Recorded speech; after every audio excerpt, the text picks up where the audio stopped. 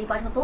Vadodara Vrindavan society પાસે બુધવારે રાત્રે 10 વાગ્યાના અરસામાં 32 વર્ષીય રાજેન્દ્ર બંડુ ધરમને ગળા અને પેટના ભાગે ગંભીર ઈજા સાથે ધીરજનગરમાં 43 વર્ષીય પ્રેમિલાબેન ભદાણે સ્પેમેર હોસ્પિટલમાં લઈ આવી હતી। ટૂંકી સારવાર દરમિયાન બેભાન અવસ્થામાં રાજેન્દ્રનું મોત નિપજતા Vadodara police inspector H.S. Acharya hospital દોડી ગયા હતા। રાજેન્દ્રને અજાણ્યો શખ્સ જીવલેણ ઈજા પહોંચાડીને હત્યા કરી ગયો હોવાનું જણાવતા જ પોલીસે અજાણ્યા શખ્સ વિરુદ્ધ હત્યાનો ગુનો નોંધી તપાસ હાથ ધરી હતી।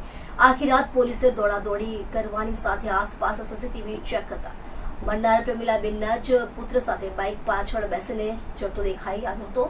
થોડાક સમય બાદ પ્રેમિલા અને તેની બે પુત્રીઓ બહાર જતી દેખાઈ આવી હતી, જ્યાંથી યુવક ઘાયલ અવસ્થામાં મળ્યો હતો। ત્યાં બીજી કોઈ શકમંદ વ્યક્તિ નહીં દેખાતી હોવાની સાથે પાડોશીઓને પૂછતા રાજેન્દ્ર 2 દિવસથી પ્રેમિલાબેનના ઘરે આવી માથાકૂટ કરતો હોવાનું બહાર આવતા તે કશું છુપાવતી હોવાની શંકા સાથે સખ્તાઈથી પૂછપરછ કરતા આખો મામલો સ્પષ્ટ થયો હતો। રાજેન્દ્ર સાથે તેને 5 વર્ષથી પ્રેમ સંબંધ હતો અને તે વારંવાર ઘરે આવતો હતો। ગત રોજ પણ તે મોબાઈલને લઈને બાખડી પડ્યો હતો। આ ઝઘડા દરમિયાન બહારથી આવેલો પુત્ર વિશાલ તેને પોતાની બાઇક પર દેવદર્શન સોસાયટીમાં મૂકવાના બહાને નીકળ્યો હતો અને વૃંદાવન સોસાયટી પાસે ઉતારી ગળા અને પેટના ભાગે ચપ્પુ મારી દીધું હતું। માતા સાથે અનૈતિક સંબંધ રાખવાની સાથે વારંવાર ઝઘડો કરતો હોય રાજેન્દ્રને રહસ્ય નાખનાર વિશાલ પ્રહલાદ ભદાણેની પોલીસે ધરપકડ કરી છે। વડોદરા પોલીસ સ્ટેશન વિસ્તારમાં પરમ દિવસ રાતના એક હત્યાનો બનાવ બન્યો હતો। આ ઘટનામાં હકીકત એ મુજબ હતી કે એક વ્યક્તિ જેનું નામ રાજેન્દ્ર ધરમ કરીને છે, એણે પોતે એને એક વ્યક્તિ સાથે સંબંધ લેડી સાથે સંબંધ હતા અને એ લેડીના છોકરા સાથે ત્યાં એનો ઝઘડો થયો હતો।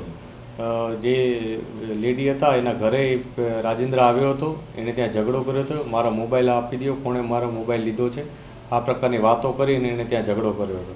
ત્યારબાદ એ ત્યાંથી જતો રહ્યો હતો। આ ઝઘડાની અદાવત રાખી અને જે લેડી છે એમના પુત્ર વિશાલ ભદાણે એણે ત્યાં થોડાક આગળ જઈ અને આને આડો આંતરી અને એને ચપ્પુનું ઘા મારી અને હત્યા નિપજાવી હતી। એને ગળામાં માર્યો હતો ઘા અને પેટના ભાગે ઘા માર્યા હતા। આ બનાવ અનુસંધાને પોલીસે હત્યાનો ગુનો નોંધી અને ખૂબ જ ઝડપથી જે મુખ્ય આરોપી છે વિશાલ ભદાણે એની ધરપકડ કરી છે।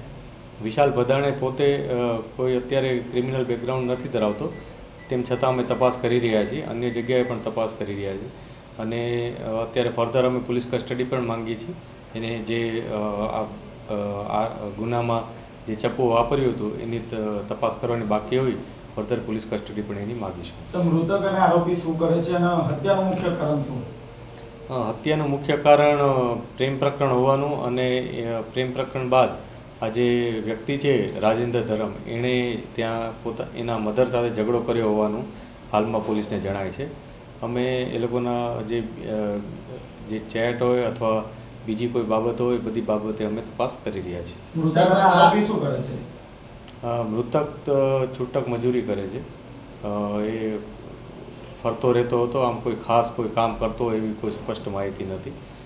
અને જે આરોપી છે એ પણ યંગ છે એકદમ, એ પણ ખાતામાં કોઈ જગ્યાએ કામ કરતો હોવાની માહિતી પોલીસને મળેલ છે। હત્યા બાદ એની માતાએ અને પુત્રના જે વાત છુપાવવાની કરી હતી, પોલીસને પણ ગુમરાહ કર્યા હતા।